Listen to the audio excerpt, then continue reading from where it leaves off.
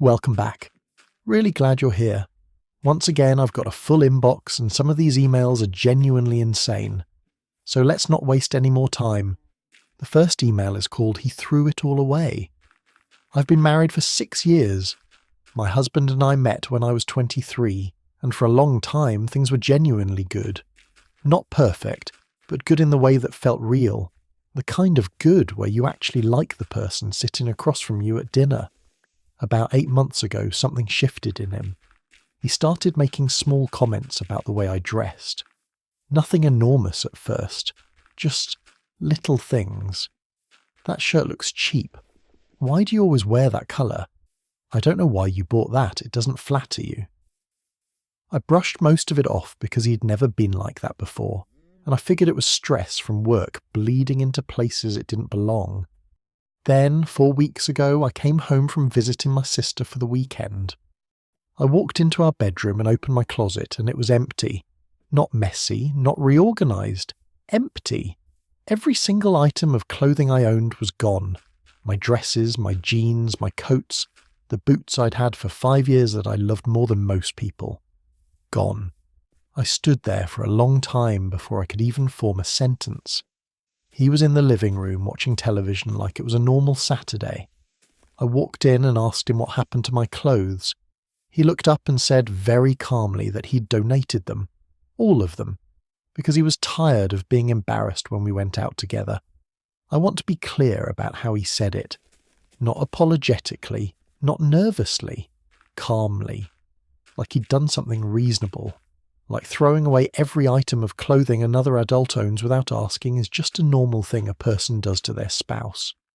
I didn't yell. I don't really yell. I went back into the bedroom, sat on the edge of the bed, and just breathed for a while. And somewhere in those few minutes of breathing I made a decision. His credit card, the one linked to his personal account, not our joint one, was in the drawer of his nightstand where he always keeps it. I took it. I picked up my bag, got in my car, and I drove to the nicest shopping centre I could think of. I was gone for 4 hours. I bought everything. A real winter coat, several dresses, boots to replace the ones he threw away, jeans in 3 different cuts because I've learned that you never know which pair will be your favourite until you have all 3, jewellery, a handbag, a pair of heels. I technically did not need, but absolutely was not putting back on the shelf. I spent more money than I have ever spent on myself in a single afternoon, and I felt completely calm the entire time. Not giddy, not guilty, calm. When I got home and he saw the bags, his face went a particular shade of colour that I found deeply satisfying. He told me I had no right to use his card without asking. I told him he had no right to throw away my belongings without asking. He said that was different. I asked him how. He didn't have an answer for that, which told me everything. He's been calling what I did theft. He's demanded I return everything or pay him back. I've done neither. My sister thinks I handled it perfectly. My mother thinks I went too far. My own feeling is that I went exactly as far as I needed to go. What I can't stop thinking about, though, is that this isn't really about the clothes. It never was. A man who throws away his wife's belongings because he's embarrassed by her is not having a bad week. That's not stress. That's control. And I don't know what to do with that realization because I still live in that house, and I still sleep next to that man, and I still don't entirely know what version of him I actually married. Okay, so first of all, what he did with your clothes, that is not a husband thing. That is not a marriage thing. A spouse does not get to unilaterally throw away everything you own because they've decided they don't like your taste. That is your property. You are an adult. What he did was controlling.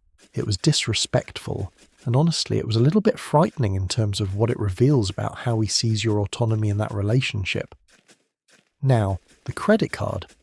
Look, I'm not going to sit here and tell you that was the legally cleanest move, because depending on where you live, using someone else's card without permission gets complicated even inside a marriage. But in terms of poetic justice, immaculate. You lost your wardrobe, you replaced your wardrobe. The math is pretty simple. What I really want you to hear, though, is the part at the end of your email. You already know this isn't about clothes. You said it yourself. Someone who does what he did is not reacting to a bad outfit. They are telling you something about how much control they believe they have over you. And that is the conversation your marriage actually needs to have. Not about the credit card, not about what's returnable, about what he thought gave him the right to do what he did in the first place. I'd be having that conversation very directly, and I'd be paying close attention to how he responds to it. This one is titled, Here's Something That Belongs to Me. I broke up with my ex 14 months ago. It wasn't dramatic, at least not at first. We had been together for 2.5 years, lived together for one of those, and when it ended it was because we had slowly become two people who were better at being miserable together than happy apart.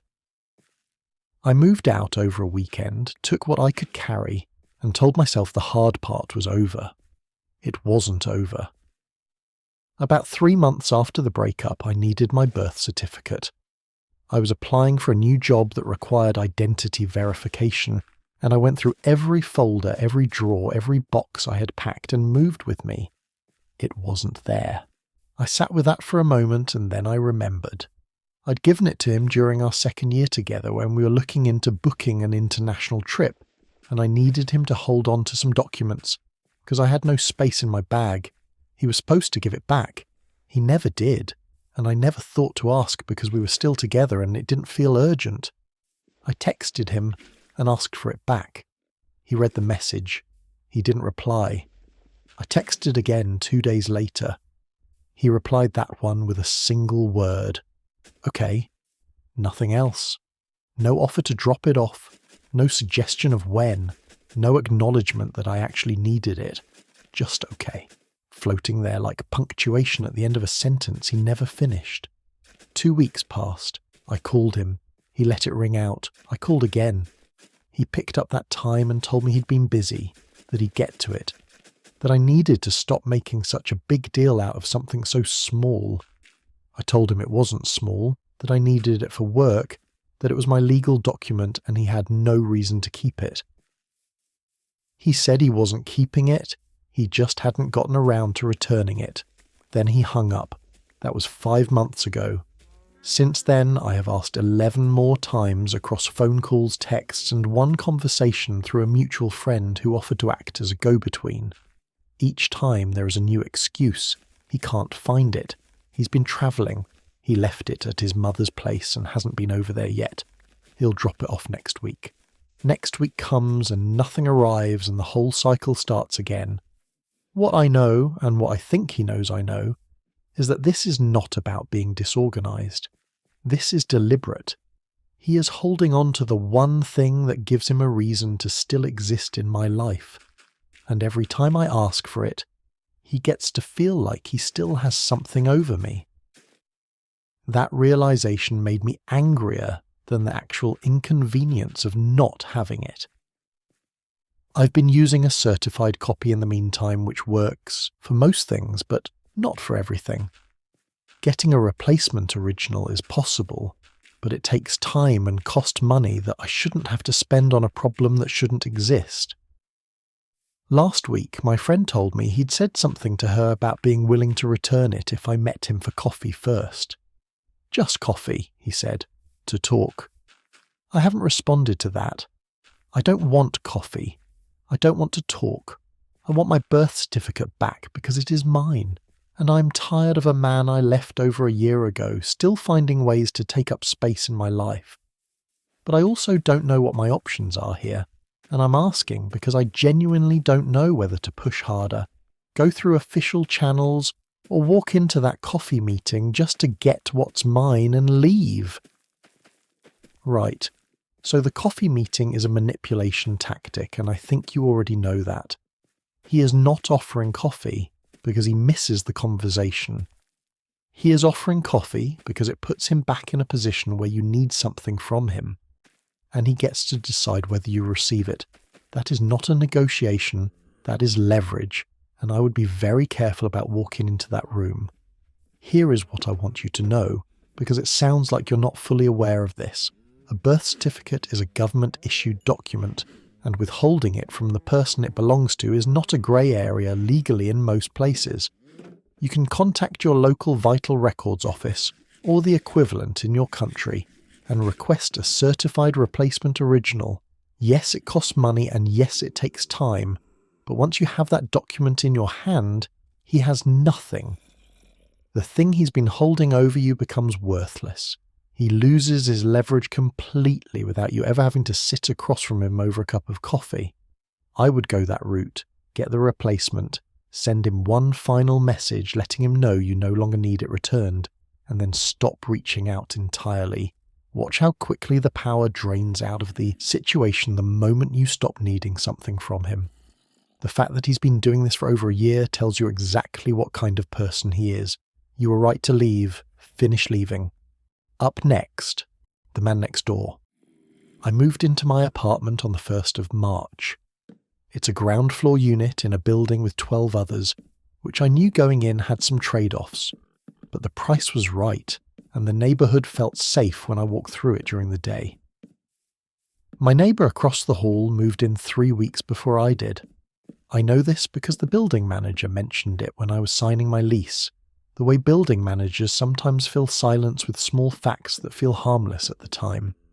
His name, I've gathered from the mailboxes, is Derek. I have never learned his last name. I have never wanted to. The first thing that stood out was the timing. In my first week, every single time I left my apartment, morning, afternoon, evening, I would open my door and he would either be in the hallway or his door would open within seconds of mine. I told myself it was coincidence. Buildings have rhythms, people have routines, it happens. But the coincidences kept stacking up. He knocked on my door 4 days after I moved in to introduce himself, which is normal enough. He stood in the doorway for 22 minutes. I know because I kept glancing at the clock on the wall behind him and willing it to move faster. He asked questions the entire time. Not aggressive questions, nothing that would have sounded alarming pulled out of context and read back to someone else. But the volume of them was suffocating. Where do I work? What hours do I keep? Do I have a boyfriend? Do I have family nearby?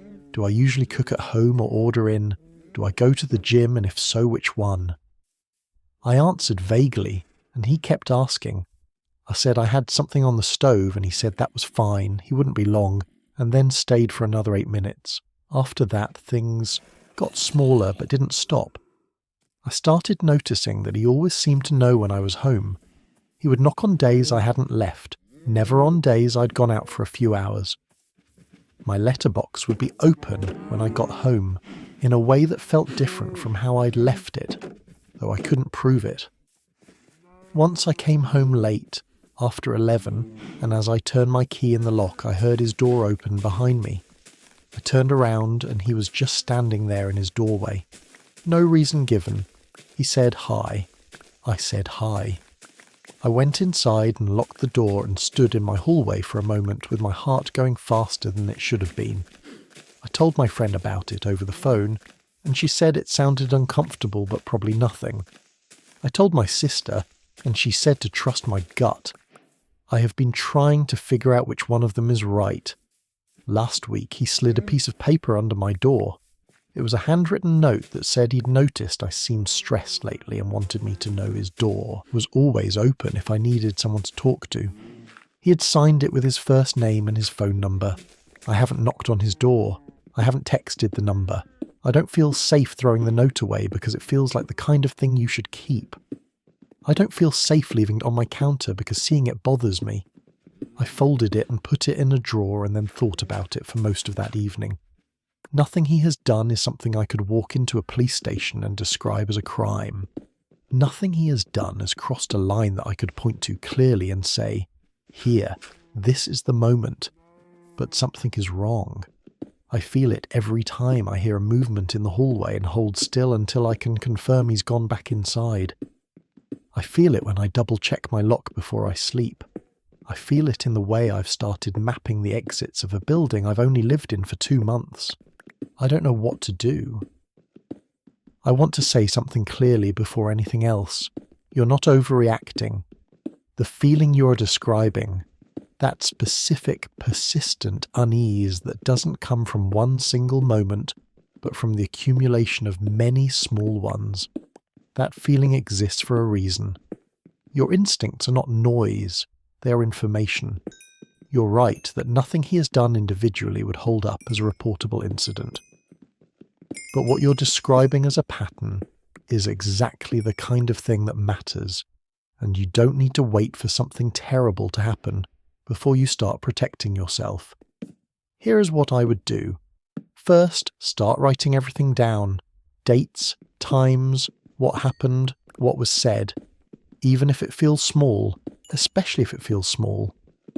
A written record with dates is something you can hand to someone later if you need to. And it also helps you see the pattern clearly rather than second-guessing your own memory. Second, talk to your building manager. You don't have to frame it as an accusation. You can simply say that you've been feeling uncomfortable with some interactions and you wanted it noted. Building managers have more power than most people use them for. Third, and I say this with complete seriousness, look into a door security bar or a secondary lock for your apartment door. Ground floor units matter here. Make your space as secure as you can. Trust what you're feeling. You moved into that apartment 2 months ago and you're already mapping the exits. That is your mind trying to tell you something. Listen to it. By the way, if you want to send in your own story, the email is in the description. This one is called I Miss When We Had Nothing. I want to start by saying that I know how this sounds. I know that what I'm about to describe is the kind of problem that most people would trade their actual problems for without hesitating. I know that. I've told myself that many times. It doesn't make the feeling go away. My husband and I got married 11 years ago. We were 24. We had between us one reliable car, a mattress on the floor of a one-bedroom apartment, a coffee maker that took 4 minutes longer than it should have, and about $800 in a joint account that we both pretended was more than it was. We ate a lot of pasta. We watched a lot of television on a laptop balanced on a box because we didn't own a proper stand. We argued about money in the specific way that people argue about money when there genuinely isn't enough of it. Not because they're careless, but because the numbers simply don't stretch far enough no matter how carefully you move them around. And I was so happy, not in spite of all of that, because of it somehow. Or maybe not because of it exactly, but tangled up inside it in a way I didn't understand until the tangling was gone. My husband is brilliant at what he does. He worked for years at a company that didn't deserve him, learned everything there was to learn, and eventually started his own business with a partner he trusted. That was 6 years ago. The business grew faster than either of them had planned for. Contracts came in, staff were hired, a second office opened. The money that had once been a source of quiet, constant anxiety became instead a source of quiet, constant abundance. We bought a house, then a better house. We take 2 holidays a year now. I have a car I genuinely love. My children go to a good school and don't worry about things the way I worried about things growing up. I am grateful. I want to be clear that I am genuinely, completely grateful. But something happened to us on the way to all of this, and I can't name the exact moment it started because it wasn't a moment. It was a gradual replacement of one thing with another. The long evenings we used to spend doing nothing in particular together got replaced with schedules. The easy, rambling conversations we used to have about everything, and nothing got replaced with logistics. Who's picking up the children? What time is the dinner on Friday? Did you call the plumber back? Have you looked at the proposal I sent you? He works more than he sleeps. I don't say that as a complaint about him. I say it because it's simply true, and because I knew this was the kind of man I married, the kind who builds things, who can't stop building things. But the version of him who used to sit on our mattress on the floor and talk to me until 2 in the morning about things that mattered to neither of us, and somehow mattered enormously. I miss that man. I miss the version of us that only existed in that small, slightly damp apartment with the slow coffee maker. I miss the way we used to need each other, in a way that was uncomplicated and immediate. When you have very little, the person next to you is the thing. They are the whole point of the evening. Now there are so many things around us that I sometimes feel like I have to look for him through them. I haven't told him this. I've tried to start the conversation twice, and both times it dissolved into something else before I got to the part that mattered. I'm writing this because I don't know how to say it out loud without sounding like I'm ungrateful for everything he's worked so hard to build for us. I'm not ungrateful. I just miss my husband. This one stayed with me for a while after I read it. There's something really honest in what you've written, and I don't think you should feel any guilt for feeling it. What you're describing isn't ingratitude. What you're describing is grief for a version of your relationship that genuinely existed and genuinely mattered, and grief doesn't care how comfortable your life is when it arrives. The thing about struggle, when you're going through it with someone you love, is that it strips everything down to what's essential, and what's essential is usually each other. When the struggle lifts, which is what you both work so hard for, sometimes a stripping away, or lifts with it, and you find yourself surrounded by everything you wanted and wondering why it feels so quiet between you. You need to have this conversation with him, not a version of it, the real one. The one where you tell him exactly what you told me, that you're not unhappy with what you have, that you're grateful and that you miss him. Not the schedule of him. Him. I think he deserves to hear that, and I think you deserve to say it. My guess is that he misses it too. Men who build things the way your husband builds things often don't stop to look up and notice what the building has cost them until someone they love points at the space. Be the person who points at the space. Do it soon. That conversation is long overdue. The title of this next email is Everything He Told Me. I need to start at the beginning because I don't think this makes sense without it. I met Marcus online. That's not the embarrassing part. Most people meet online now, and I refuse to be ashamed of it. We matched on an app, talked for 3 weeks before agreeing to meet, and when we did meet, it was one of those evenings that goes so well it almost makes you suspicious of itself. He was funny and present and easy to be around. He told me he was 31, I was 28. The gap felt comfortable, normal, unremarkable. We dated for 7 months. Real dating. The kind where you start leaving things at each other's places and knowing each other's coffee orders and showing up to things that matter. I met 2 of his friends. He met my sister. Things were progressing in the direction that felt right. 3 weeks ago, his sister called me. I had never spoken to her before. She'd gotten my number from his phone, which she had borrowed when hers ran out of battery while she was visiting him. She called to introduce herself, which I thought was sweet, and we talked for about 20 minutes. She mentioned in passing, casually, the way you mention something you assume the other person already knows, that she couldn't believe her little brother was finally in a settled relationship. She said she'd been worrying about him since he turned 38. I let the conversation finish. I hung up. I sat with 38 for a long time. He is not 31. He has never been 31. He's 38 years old, which means that when he told me his age on our first date, he looked me in the eyes and subtracted 7 years from his life without blinking. 7 years. That is not a rounding error. That is not a misremembering. That is a decision. I didn't confront him that night because I needed to be sure I had heard correctly. I looked at things I should probably have looked at earlier. His profile on the app was gone by then. He deleted it months ago, which I'd taken as a good sign. But I found enough. An old professional profile, a reference in an article from several years back. The numbers all said the same thing.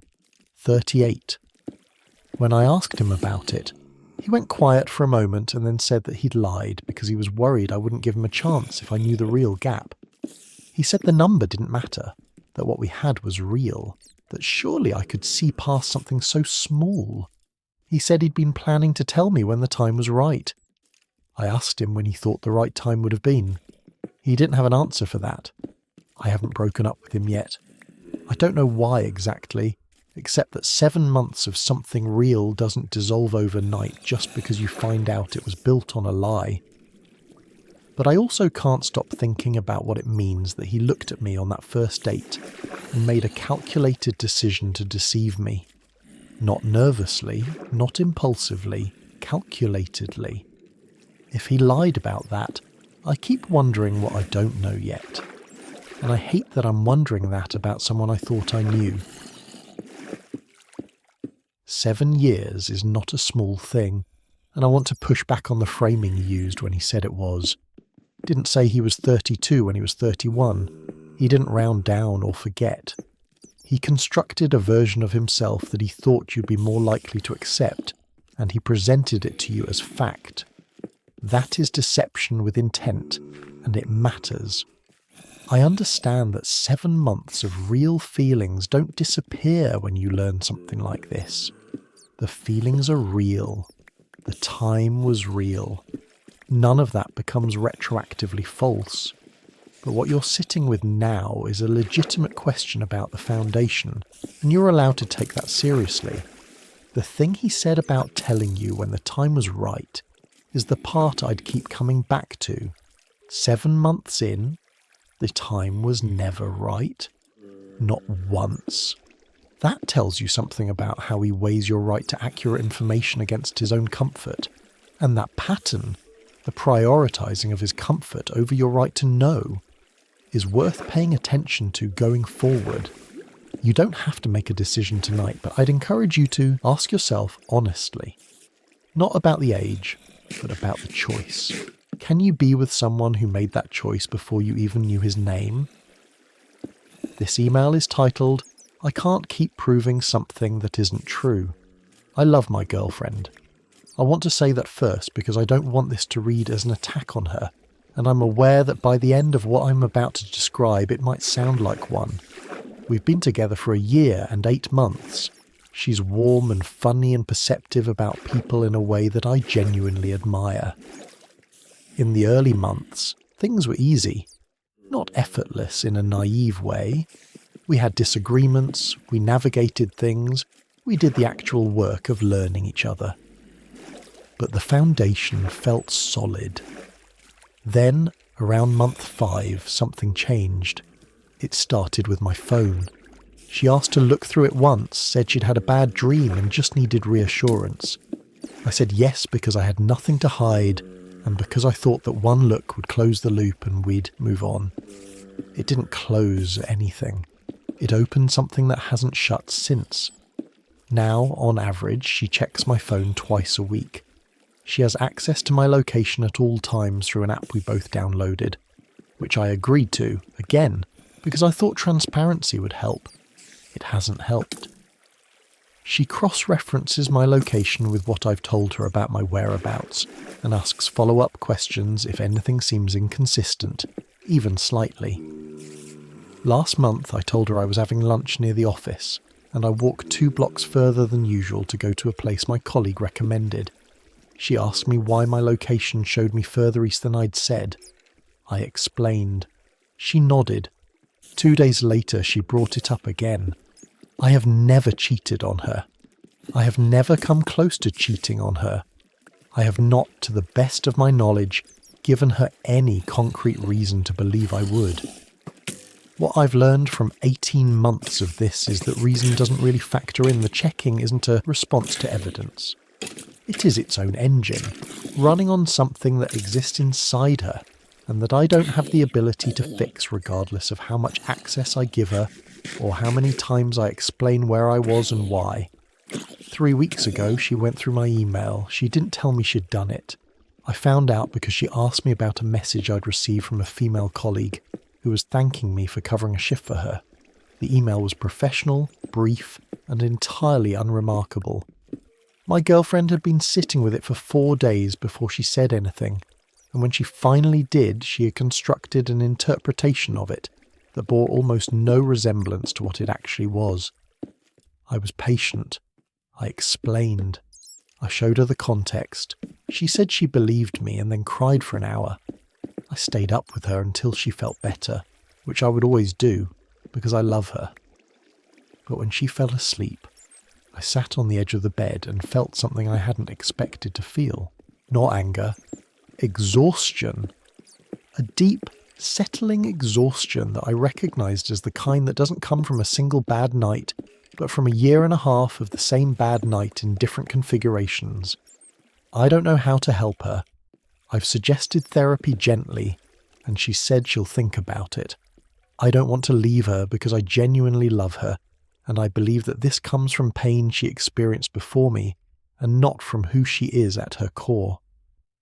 But I also don't know how much longer I can live inside a relationship where the question of my faithfulness is always open. The way you've written this email, patient, careful, genuinely trying not to make her the villain, says a lot about who you are, and I want to honour that.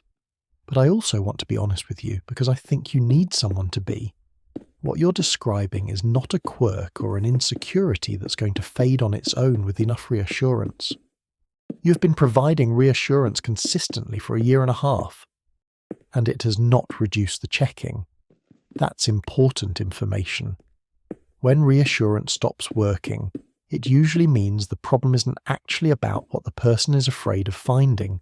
It's about something running deeper than that, something that more evidence won't fix.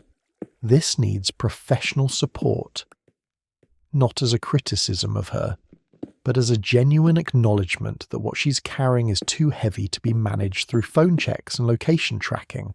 That's not therapy, that's maintenance, and it's not working for either of you. The gentleness you've been bringing to this is good, but I'd stop agreeing to new forms of monitoring, not as punishment, but because every new level of access you grant reinforces the idea that the checking is the solution. It isn't. You've already shown her the solution isn't in your phone. Tell her clearly and kindly that you love her, that you're not going anywhere, and that you need her to talk to someone. Make it a real conversation, not a soft suggestion. You deserve a relationship where you're trusted. So does she.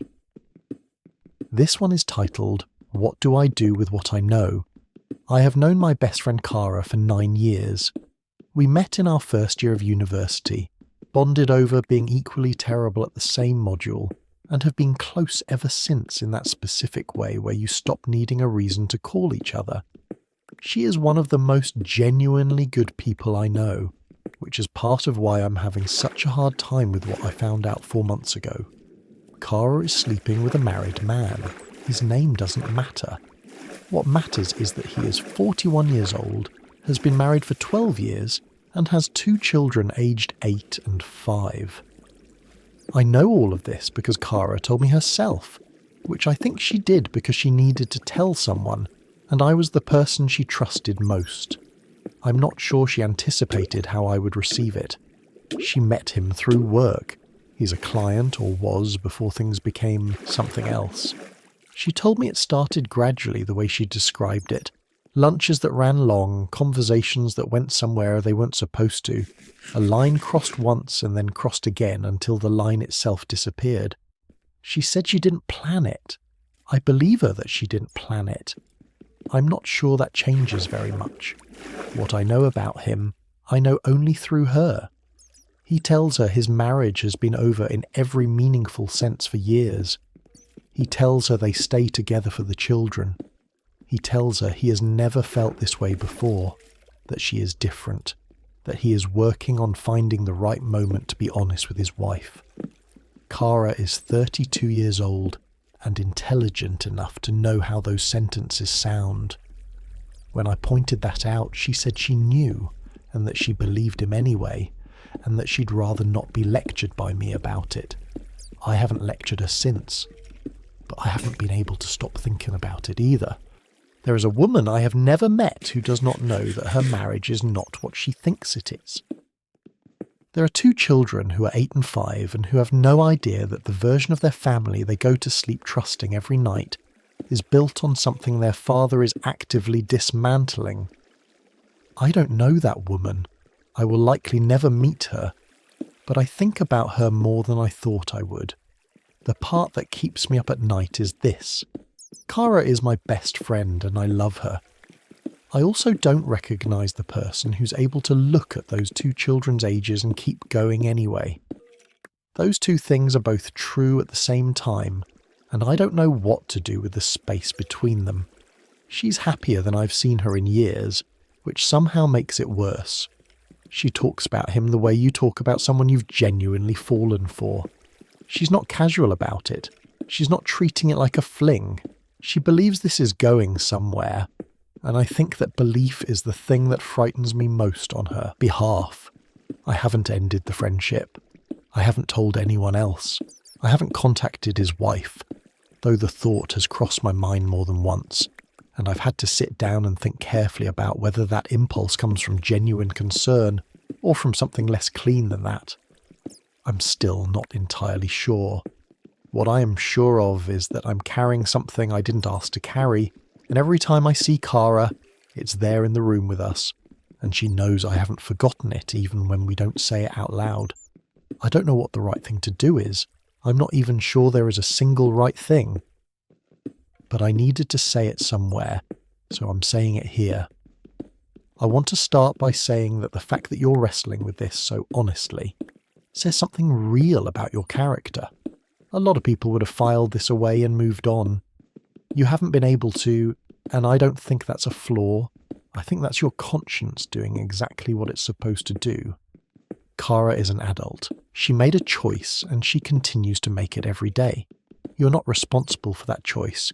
You cannot undo that choice, and it is not your job to fix it. The friendship is between you and her, and what she does in her own life, as painful as it is to watch, is ultimately hers to answer for. What I'd think carefully about is the weight you're carrying on behalf of someone who didn't ask you to carry it. You know about a woman being deceived, and that knowledge has a cost. Only you can decide whether the cost is one you can keep paying. What I wouldn't do is contact the wife.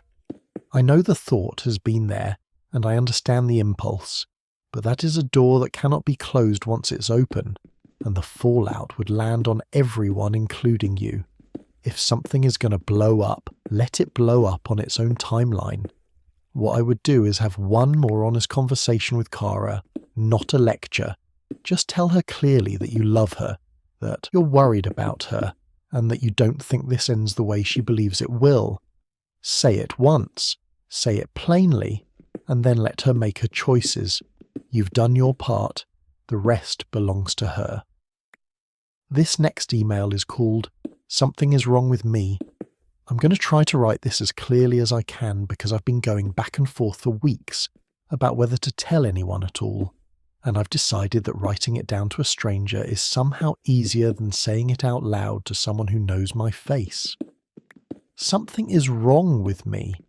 I don't know what it is yet, but I know enough to know it isn't nothing. It started about 3 months ago. Small things at first.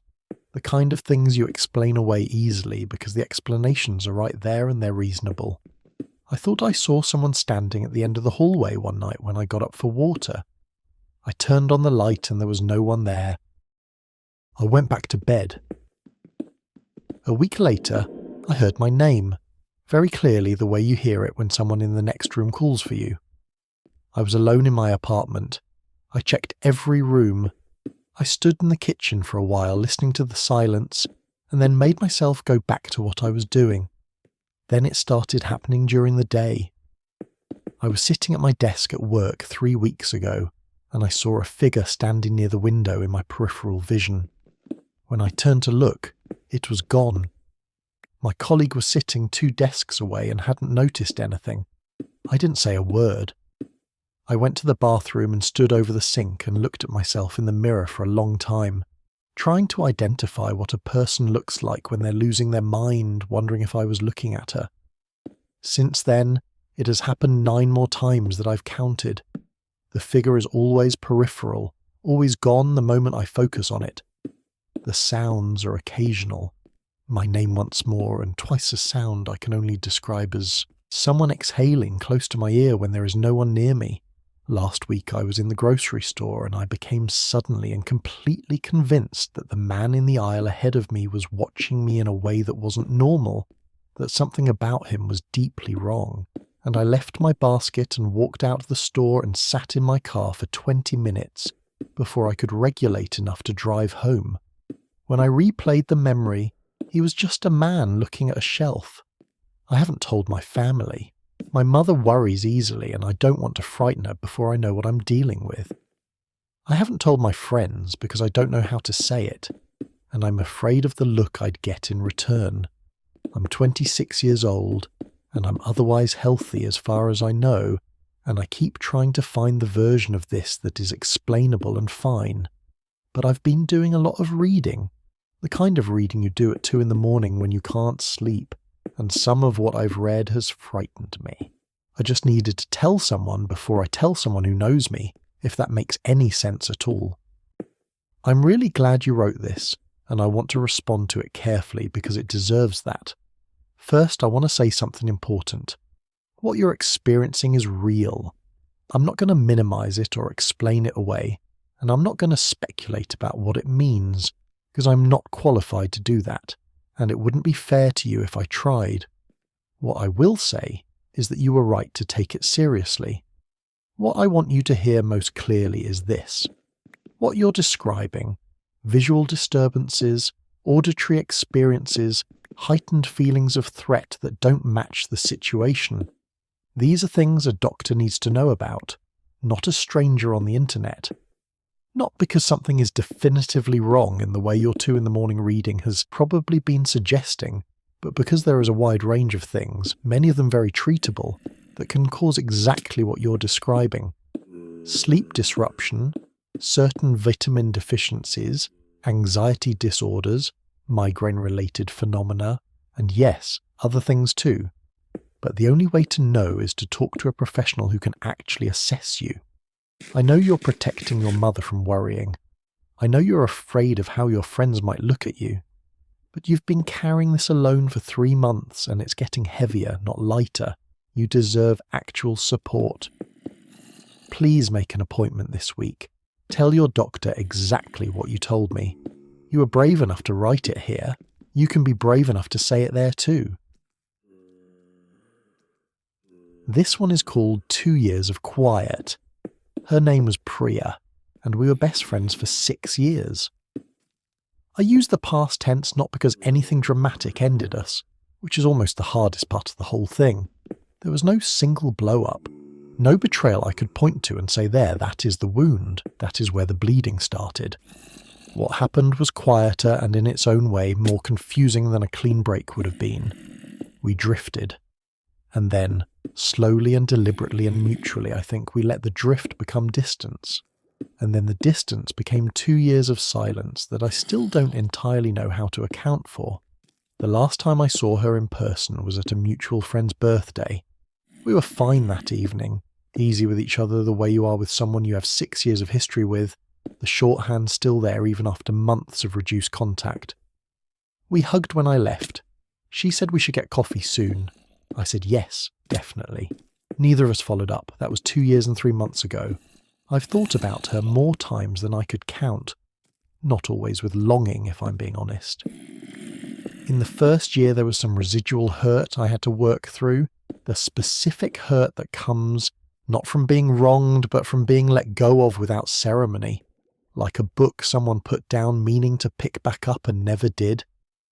That sounds self-pitying, and I don't mean it that way. I think I let go too. I think we both did.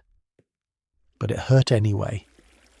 What I'm left with now, in year 2 going into year 3, is something that feels less like hurt and more like an open question. Wondering.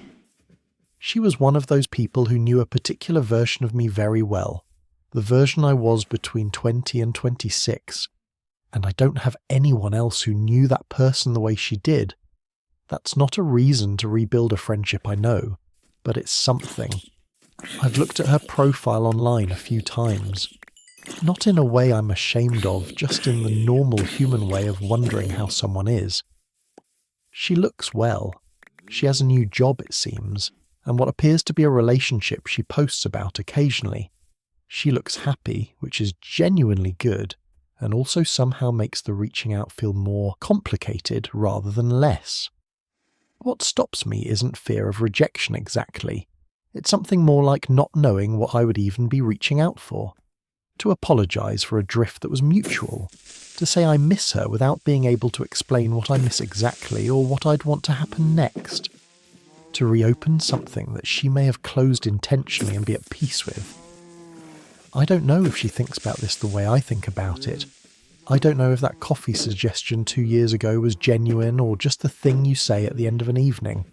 I don't know if reaching out would feel to her like something welcome or something she'd been quietly relieved to be free of.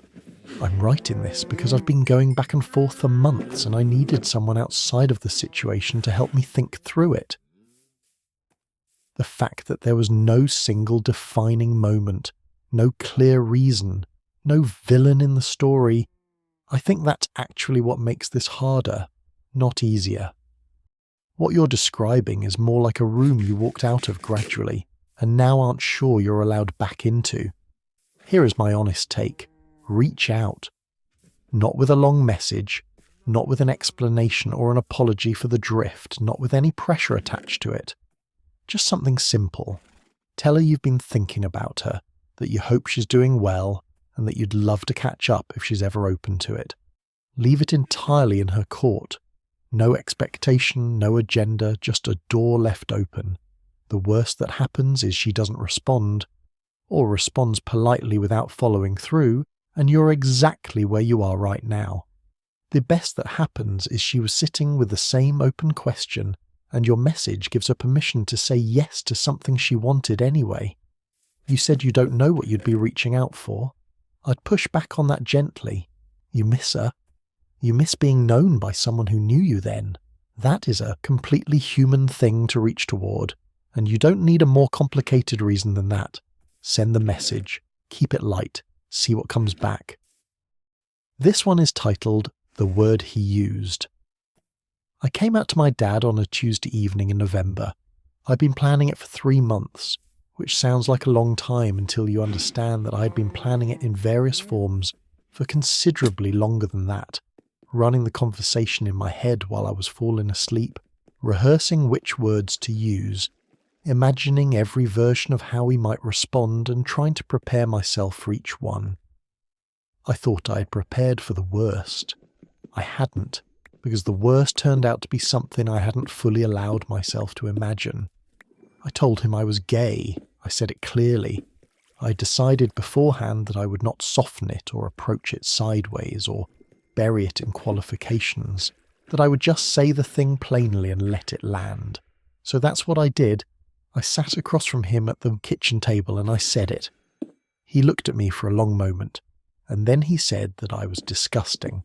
Not that he was surprised, not that he needed time, not even that he was disappointed, which was the word I'd braced for most. He said I was disgusting, and then he stood up and left the room, and I sat at that kitchen table for I don't know how long, looking at the space where he had been. I'm 19 years old. That kitchen table is in the house I grew up in. I drove myself home afterward, which I don't entirely remember doing, and I sat in my car outside my apartment for a while before I could go inside. That was 6 weeks ago. We have not had a real conversation since. He texted me 4 days after to say that he hoped I was well and that he'd like to have dinner sometime, as if the kitchen table had not happened, as if the word he used had dissolved into the air and left nothing behind. I didn't reply to that message for a week. When I did, I said I needed some time. My mother knows I'm gay, has known for 2 years, and has been nothing but kind about it. She doesn't know what happened at the table. I haven't been able to tell her because telling her feels like starting something I'm not ready to manage yet. Her hurt on my behalf, her anger at him, all of it landing on top of what I'm already carrying. I have 2 friends who know what happened and have been wonderful. But I still feel profoundly alone in it, in a way I can't entirely explain. The specific aloneness that comes from having a parent look at who you are and find it repulsive. I don't know what to do going forward. I don't know whether to push for a conversation with him, whether to wait, whether to let my mother in on what happened, whether to accept his dinner invitation and sit at a different table and pretend. I don't know what kind of relationship is even possible with a man who used that word. And underneath all the logistics of what to do next is something that I don't let myself sit with for too long because it hurts too much. The question of whether he will ever come around and what it means for me if he doesn't. I'm really glad you wrote this, and I want to make sure I say the right thing because you deserve that. What your dad said to you was wrong. Completely, plainly, without qualification wrong. You sat across from him and told him something true about yourself, something that took real courage to say out loud, and he responded with a word that had no business being in that room. That is not a parenting moment he gets to be neutral about. That is a failure, and the hurt you're carrying is entirely legitimate. I also want to say this. His reaction is about him. I know that sounds like something people say, and I know it doesn't instantly dissolve the pain of it. But a father who responds to his child's honesty with disgust is reacting from his own fear, his own conditioning, his own limitations, none of which are a reflection of who you are or whether you're worthy of being loved exactly as you are. As for what to do next, I don't think you need to rush anything. You don't owe him a dinner on his timeline. You don't owe him a quick return to normal. What happened at that table was significant, and it deserves to be treated as significant. Tell your mum, I know you're worried about what it will set in motion, but you have been carrying this alone for 6 weeks and she loves you. Let her love you through this. You don't have to manage her reaction, just let her in. And give your dad time to sit with what he did. Sometimes people need to feel the real weight of a consequence before they are capable of change. This one is called The Shape She Left Behind. My mother died 7 months ago. I'm 27 years old and I was not ready, which I understand is something everyone says and something that is true every single time regardless. She was 58. That is the number I keep returning to. Not because it tells the whole story, but because it feels important to say it plainly. 58 is not old. 58 is a Tuesday afternoon, a holiday that hasn't happened yet, a phone call that should have had decades more of ordinary things inside it. 58 is too soon, and I think part of what I'm struggling with is that I'm not sure I'm allowed to be as devastated as I am because she wasn't young in the way that makes people immediately understand the grief. She was 58, and to me she was everything, and I don't know how to explain the gap between those two things to people who didn't know her. She was sick for 2 years before she died. I knew it was coming in the way that you know something is coming when the doctors have told you clearly, and the evidence is right in front of you, and still it arrived like something I had never been told. I think that's one of the cruelest things about anticipatory grief. It doesn't actually prepare you. It just means you start grieving earlier, so by the time the thing happens, you're already exhausted from the waiting, and then it happens anyway and you have to start again from a place that has nothing left. The first month I functioned by not functioning. I went through the motions of existing. I answered emails, I ate things, I appeared in places I was supposed to appear, and none of it felt like it was actually me doing it. It felt like watching someone who looked like me go through the administrative process of continuing to be alive. My sister was with me for the first 2 weeks, and then had to go back to her own life, and that was when the real silence started. What nobody tells you about grief is how much of your daily life was quietly structured around a person without you ever noticing. I used to call my mother on my way home from work almost every day. Not always for long, sometimes just 10 minutes of nothing in particular. The kind of call where you talk about what you had for lunch or something mildly annoying that happened in a meeting. I didn't understand that those calls were load-bearing until there was no one to make them to. Now I get in my car at the end of the day and I reach for my phone out of habit and I remember. And the remembering is its own small devastation every single time. 7 months in still. I feel lost in a way that I don't think is just about sadness. I think it's about identity, about the particular version of myself that only existed in relation to her. She was the person who knew me longest. She remembered things about me that I've forgotten about myself, and I didn't know until she was gone that I had been quietly depending on that sound to remind me of something I can't quite name. I'm not doing well at letting people help me. I know this about myself, and I'm trying to work on it. My friends have been patient and present, and I keep telling them I'm fine, in a tone that doesn't fully convince anyone, including me. I went back to work after 3 weeks because staying at home felt worse than the alternative, and I've been using busyness as a form of self-management that I know is temporary. I'm writing this because I don't know what I'm supposed to do with all of it. I don't know how to grieve correctly. I don't know how long this is supposed to last or what it's supposed to look like when it's over or whether it ever really is. I just know that 7 months in I still wake up some mornings, and my first thought is that I need to tell her something. And then I remember, and the day starts with that. I want to be careful here because I don't think this is a situation where advice is really what's needed. What you've written is one of the most honest accounts of grief I've read in this inbox, and I think you deserve a response that meets it, honestly, rather than trying to fix something that isn't broken, just painful.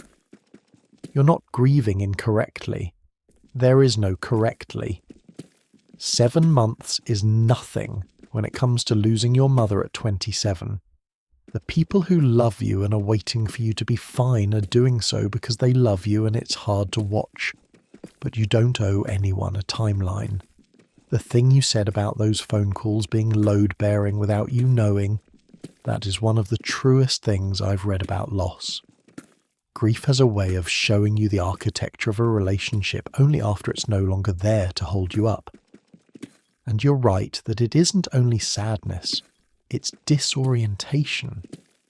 You've lost the person who knew you longest, and part of finding your way forward is figuring out who you are when that particular witness is no longer there.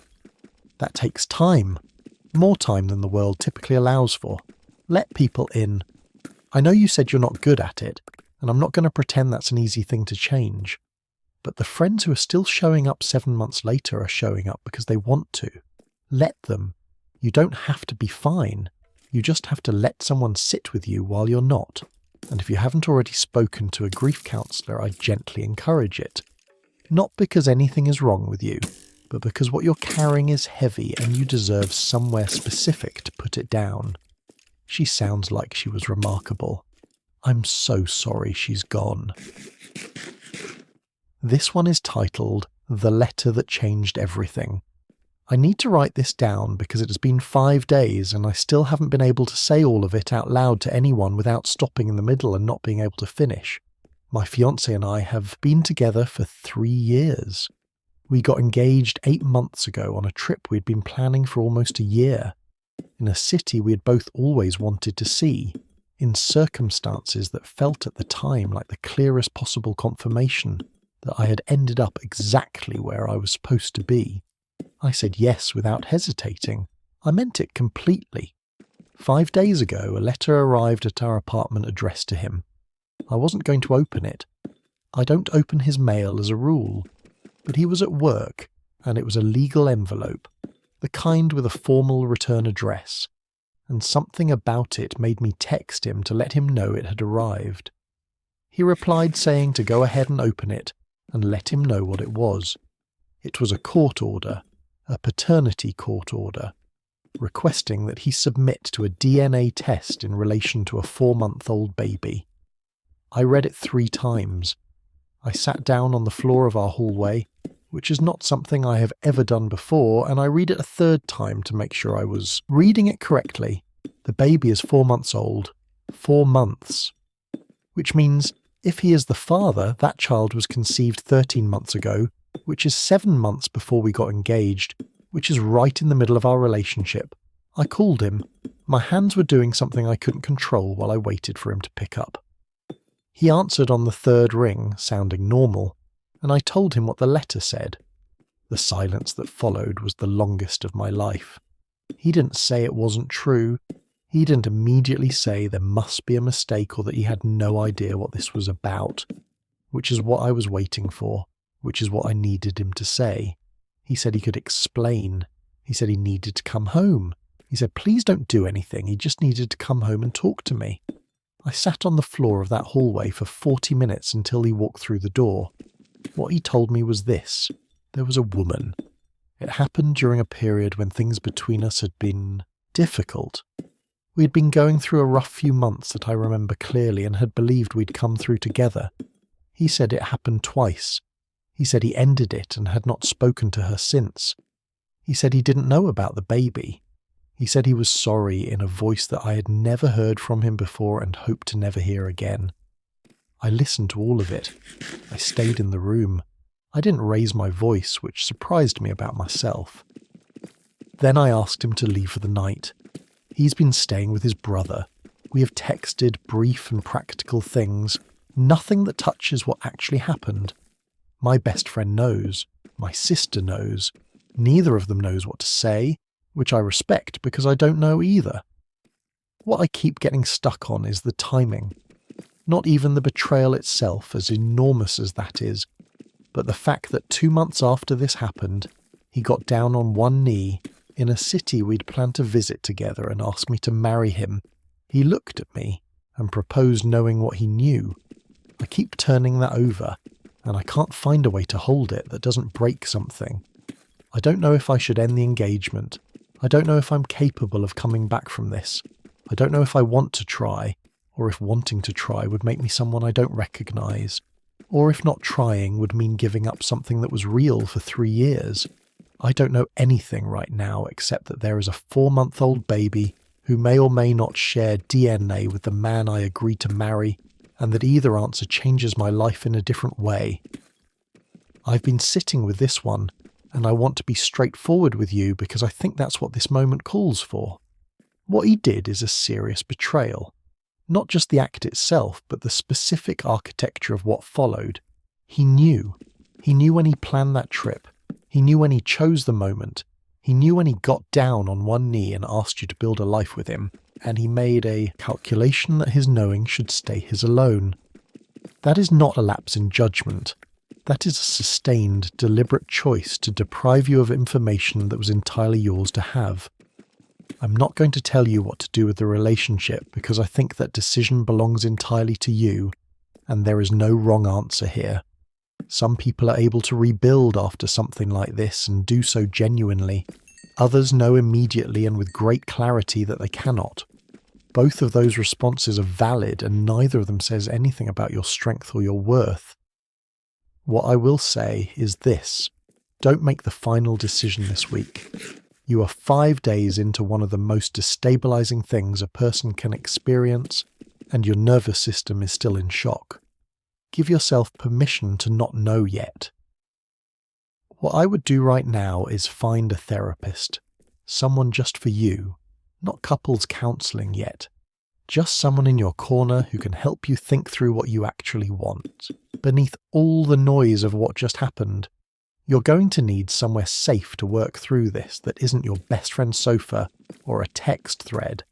And whatever the DNA result is, remember that it changes the practical situation, but it doesn't change what he chose to do. He chose to propose knowing what he knew. Hold on to that clearly as you decide what comes next. This one is called My Life Is Still In There. I moved out of the house I shared with my ex-boyfriend on a Sunday in February. I want to be precise about that because the timeline matters, and I've been going over it so many times that I need to say it in order to keep it straight in my own head. We had been together for 4 years and lived in that house for 2 of them. His name is on the lease, not mine, which at the time felt like a practical arrangement and which I now understand was a structural vulnerability I didn't adequately consider. When things ended, they ended badly. I was the one who left, because staying had become something I couldn't do anymore, and because I had somewhere I could go, a friend with a spare room who had been gently suggesting for months that I use it. I left on that Sunday with what I could carry in my car. Clothes, my laptop, some documents, things I could grab quickly. The plan was to go back within the week for the rest. My furniture, my books, the kitchen things I'd brought from my previous place, personal things that mattered to me and that I'd been accumulating for years before I ever met him. He said that was fine. He said take your time. He said there was no rush. 3 days later he changed the locks. I found out when I went to the house on Thursday with my friend who had offered to help me carry things. My key didn't work. I knocked. He didn't answer. I texted him, and he replied 40 minutes later saying he wasn't comfortable with me coming and going from the property, and that I would need to arrange a formal time if I wanted to collect my belongings. I asked him when would work. He said he'd let me know. That was 9 weeks ago. He has not let me know. In the weeks since, the conversation has moved through several different configurations. At first he said he needed more time before he could face seeing me. Then he said he wasn't sure which items in the house were mine and which were his, and he needed to work through that. Then he said he'd been doing some thinking, and that I owed him money from a shared expense from 8 months ago, and he wasn't prepared to facilitate my collecting my things until we'd resolved that. The amount he named was $240 for a repair bill. He claims I agreed to split and never paid. I have no memory of this agreement. I've searched my messages and found nothing to confirm it. Recently, last week, he told me through a text message that he had put some of my things in bags in the garage, and I was welcome to collect those. He did not specify which things. He did not give me access to the rest of the house. My furniture is still in there. My books are still in there. A box of things that belong to my grandmother is still in there. And that is the one that keeps me up at night. The box I didn't grab because I thought I had time, and because it hadn't occurred to me that a person I spent 4 years with would do something like this. I've contacted a legal advice line and been told that in most jurisdictions the situation I'm describing constitutes unlawful retention of personal property, and that I have options. I know I have options in theory. What I don't have yet is the energy to pursue all of them, which I suspect he is also aware of. I'm writing this partly to vent and partly because I need someone to tell me clearly what they would do, because everyone in my life has a different opinion and I can't hear all of them at once anymore. Right, so let me be direct with you because I think that's what you need right now. What he is doing is not a grey area emotionally or legally. He changed the locks, denied you access to your belongings, and has been running out the clock using a series of escalating excuses that have nothing to do with anything legitimate. The $240 claim appearing at exactly the moment you need something from him is not a coincidence. That is leverage dressed up as a grievance. Here is what I would do, and I would do it this week. Send him a written message, not a call, a message you can screenshot, stating clearly that you require access to your belongings by a specific date. Give him a reasonable window, something like 7 days. State that your belongings include the items you're going to list, and then list them specifically, including your grandmother's things by name if you can. Keep the tone factual and entirely free of emotion. You want a paper trail, not a conversation. If he does not comply by that date, take the documentation you have to your local small claims court or whichever authority the legal advice line directed you toward. The process is slower than you want it to be, and I understand that. But the moment you begin it formally, the dynamic shifts. Right now, he's operating on the assumption that you won't follow through. Show him otherwise. This one is titled, Nobody is Listening. I have worked at the same warehouse facility for 3 years. I want to say up front that I'm not someone who complains easily or often. I know what it costs to make a fuss at work. I know how quickly a reputation shifts when you become the person who raises issues, and I've spent 3 years deliberately not being that person. I say this because I want it to be clear that by the time I said something, it had gone past the point where I felt I had any other choice. There is a section of our facility where pallets are stored and moved using a forklift. The ceiling in that section is lower than the forklift's maximum height when carrying a loaded pallet, which means that operators are required to follow a specific protocol when navigating that area, a reduced speed, a specific route, a spotter present when loads exceed a certain weight. This protocol exists because someone wrote it down after presumably understanding what happens when it isn't followed. For the past several months, the protocol has not been consistently followed. I have observed it being skipped partially or entirely on multiple occasions by more than one operator during periods when the floor is busy and corners are being cut because the pressure to move product is high. I raised it with my direct supervisor in month 1. He told me he would look into it. Nothing changed. I raised it again 6 weeks later. He told me the operators were experienced and knew what they were doing. I said that wasn't the point, that the protocol existed regardless of experience level. He said he appreciated me bringing it to him and moved on to the next item on the agenda. I put it in writing. I sent him an email documenting what I had observed, the dates I could remember, and my previous conversations with him. He replied saying he had forwarded it to the safety coordinator. I never heard from the safety coordinator. 3 weeks after I sent that email, a colleague of mine was hurt. He was working in the relevant section when a pallet shifted on an overloaded forklift that was moving too fast through that area. He was not seriously injured, a badly bruised shoulder and a cut on his forearm that needed stitches, and I'm grateful it wasn't worse, but it wasn't nothing, and it was exactly what I had described when I said something needed to change. After the incident, my supervisor called a brief floor meeting and reminded everyone of the protocol. The tone of the meeting was one of collective responsibility, which I found difficult to sit through, given that I had been raising the issue for months before anyone with the authority to do something about it paid attention. I am writing this because the incident was 3 weeks ago, and I don't believe the underlying problem has been adequately addressed. I believe a more serious version of what happened to my colleague could still happen, and I don't know who to go to when the people I've already gone to have made clear that going to them has a ceiling. What you've done so far is exactly right, and I want to say that clearly before anything else. You raised it verbally, you raised it again, you put it in writing, you documented your attempts, you have behaved responsibly and in good faith throughout, and the fact that a colleague got hurt anyway is not on you. That sits with the people who had the authority to act and chose not to. Now, about what comes next.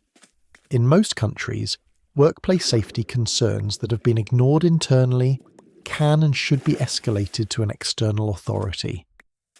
Whichever jurisdiction you're in, there is a body that exists specifically to receive reports like yours, and you can contact them directly. You do not need your employer's permission to do this. Many of these bodies also offer the ability to report anonymously, though an identified report with your documentation is generally taken more seriously. Keep everything you have, every email, every date, every detail of the incident involving your colleague. That paper trail is important. I understand the fear of being the person who escalated externally. I understand what that might cost you, professionally and socially within that building. But you've already watched someone get hurt and you believe it could happen again. You've done the internal process and it failed. The next step exists for exactly this reason. You've been the responsible one throughout this entire situation. Keep going. This one is called She Knew My Password. I want to start by saying that I have rewritten the beginning of this email 4 times because I keep softening it and then I keep going back and taking the softening out because I think softening is a habit I've developed around this person and I'm trying to break it. My mother stole from me. There it is. That's what happened. My mother, who I love and have always loved, and who I believed loved me, stole money from my bank account across a period of at least 5 months, and possibly longer. I am 24 years old. I work full-time and live independently, have done for 2 years. I'm not wealthy, but I am careful with money. And when my balance started looking lower than it should, I initially attributed it to my own spending because that is the first place you look. I went through my statements and adjusted my habits, and the balance kept drifting in the same direction. In March, I sat down with 4 months of statements and went through every transaction line by line. Most of it made sense, some of it didn't. Small withdrawals, amounts that weren't enormous individually, but that accumulated into something significant when I added them up. The withdrawals came from an ATM near my mother's house, not mine. I live 40 minutes away from that ATM. I have not been to that area of the city since Christmas. She knew my PIN because I had told it to her 2 years ago when I asked her to withdraw some cash on my behalf while I was unwell and couldn't leave the apartment. I trusted her with it and then forgot she had it because it didn't occur to me that I needed to think about it. I called her. I didn't confront her directly at first. I asked if she had used my card at all recently, leaving space for her to explain, for there to be something I had missed. She said no, immediately and without hesitation, in a voice that I recognised because it was the voice she uses when she's telling the truth, and also, I now understand, the voice she uses when she isn't. I told her about the statements. I told her about the ATM location. I told her I had gone through everything, and this was what I had found. There was a long silence, and then she cried, which is what I had been least prepared for, I think. Not anger, not denial beyond that first no, just crying. And somewhere in the crying was an admission that she had been in a financial situation she hadn't wanted to tell me about, that she had only meant to borrow it, that she had been planning to put it back. The total amount is just over $900. She's not paid it back. She has texted me 3 times since our phone call, with variations of "I'm so sorry and I need you to know how much I love you." I've responded to each one briefly and without warmth, which is not how I normally speak to my mother, and which sits strangely in my chest each time. My brother thinks I should let it go for the sake of the family. My friend thinks I should go to the police. I'm somewhere in the middle of those two positions and not moving cleanly toward either. What I keep returning to is not the money. The money is significant and I want it back, and she should pay it back. But what I keep returning to is the "no" she said before I showed her the evidence. Immediate and clear and looking right at me. She would have let me go on not knowing if I hadn't gone through the statements herself. She would have kept the secret and kept me. I don't know what to do with that. I want to acknowledge something before anything else. The way you've written this, the precision of it, the way you keep pulling back the softening, tells me you already understand what happened more clearly than you might want to. You don't need me to confirm it, but I will anyway. What your mother did was a betrayal, not a mistake.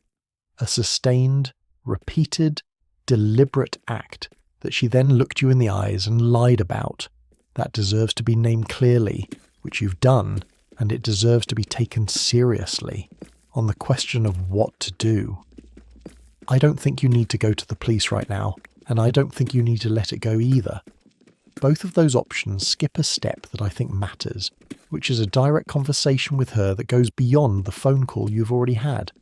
Not the texts, not "I'm sorry," an actual conversation in which she acknowledges specifically what she did, takes full responsibility without redirecting to her financial situation as an explanation, and commits to a concrete repayment plan with a timeline.